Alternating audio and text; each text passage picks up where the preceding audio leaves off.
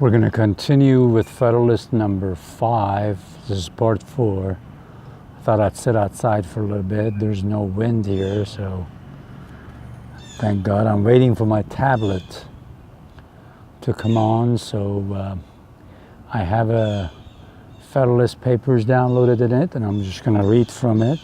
It's going to take a little while. So I'll just read a little bit of the last part. The most sanguine advocates for 3 or 4 confederacies cannot reasonably suppose that they would long remain exactly on an equal footing.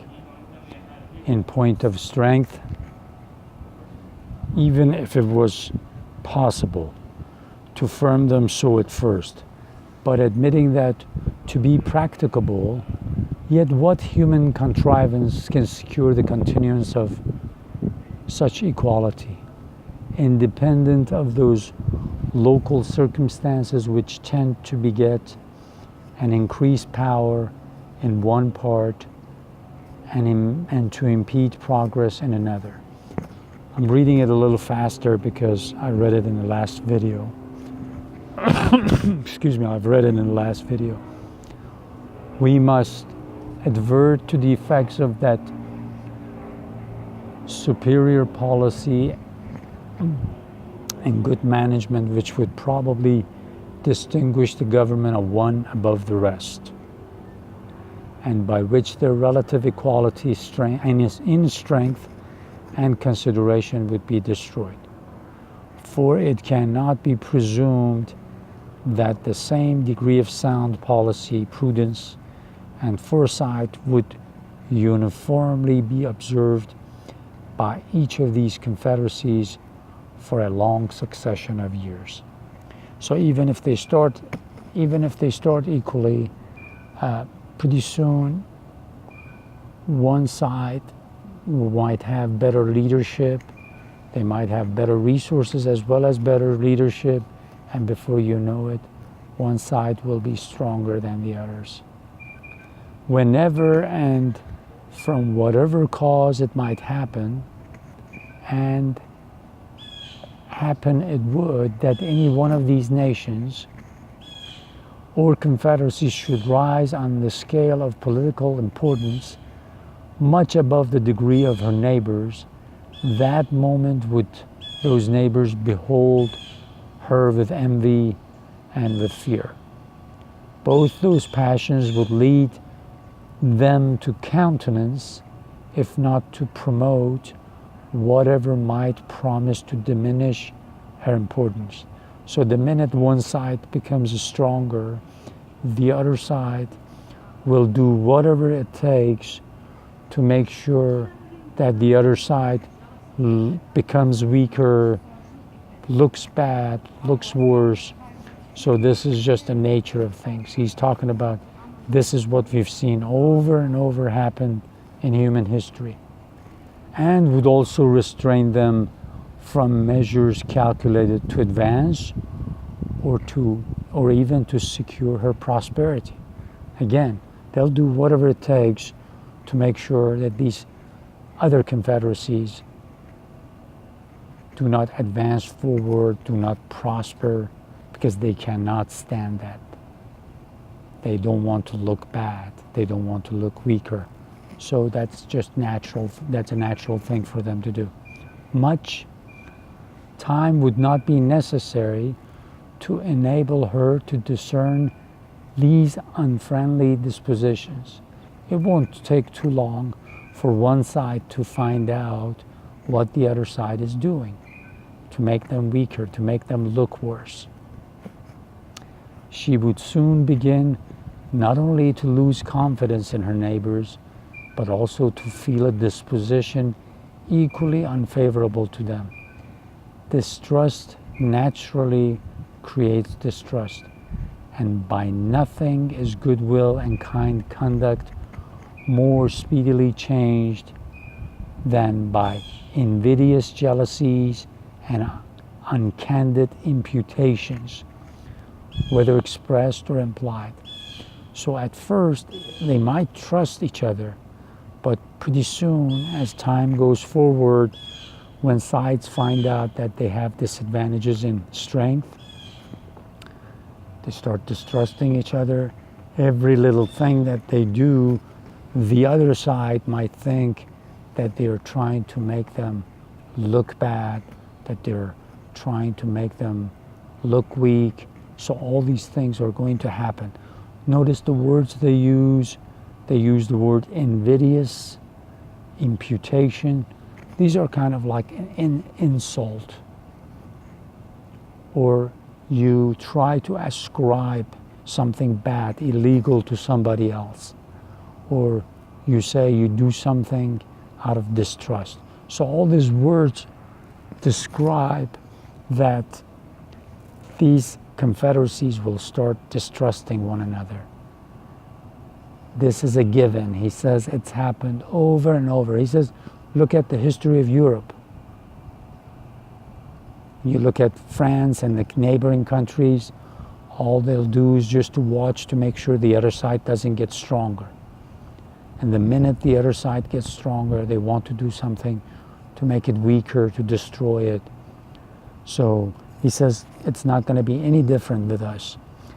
The North is generally the region of strength, and many local circumstances render it probable that most Northerners, if the proposed confederacies would, at a period not very distant, be unquestionably more formidable than any of the others. So he says the northern states in the United States at the time, they're more populous, they have a bigger population, and they're into trading. They have the resources that he says pretty soon they're going to be stronger than the South. He says, you know this, you know that this is going to happen. Because in the South, with the exception of Virginia and South Carolina, a little bit on the coast, the population was not that big at the time. So most of the people lived outside of Virginia. Other than Virginia, most of the people lived in Pennsylvania, New York, and just those northern states had those resources. Also, they were into trading. So he says, if we leave the Confederacy, if we create confederacies now with these 13 states, the northern states are going to have advantage over the southern states.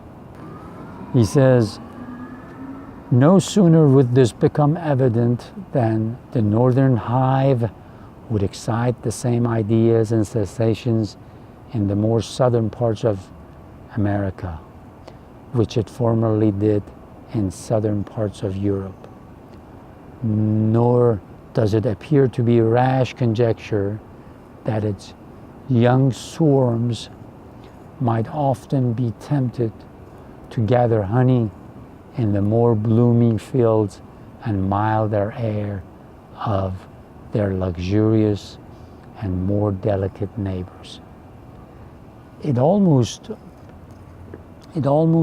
says, it likens the northerners to, let's say, to insects, to birds, to a flock of birds that would look for better weather, for better flowers, for better pollination, for a place that they can actually create more, that they can actually make a greater population.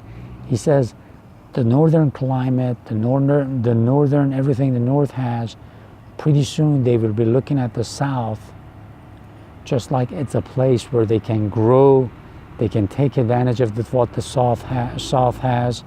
And he's already said that the north is going to be stronger, so be careful. He almost likens the situation in the United States to that of Europe, continent of Europe, because for a long time there were differences between not only climate in southern Europe opposed to northern Europe, but also the conflict between northern Europeans, northwest Europeans, and southern Europeans. Because as we study and we go further, we'll take a look at what happened to Europe in 15th and 16th centuries and the division that was created. Remember, we already talked about it.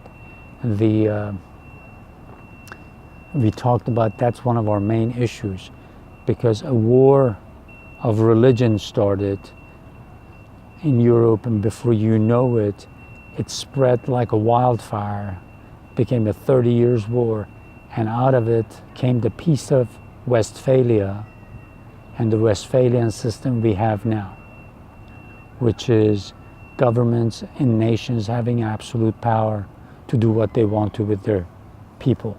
And that's one of our problems right now. This is the big problem we have right now. And we need to change it. That's what the United Nations is based on. It's not going to work anymore. So he says, look at the history of Europe, see what happened. Because of small reasons, small things, they found excuses to make war on each other for hundreds of years. And then especially the 30 years that was called the Wars of Religions. So he said, we're not that much different. If we don't unite, north and south of the United States, those confederacies, if we make confederacies out of them, they will be fighting a war soon. So don't be fooled. Unite now, unite the 13 states, and prosper.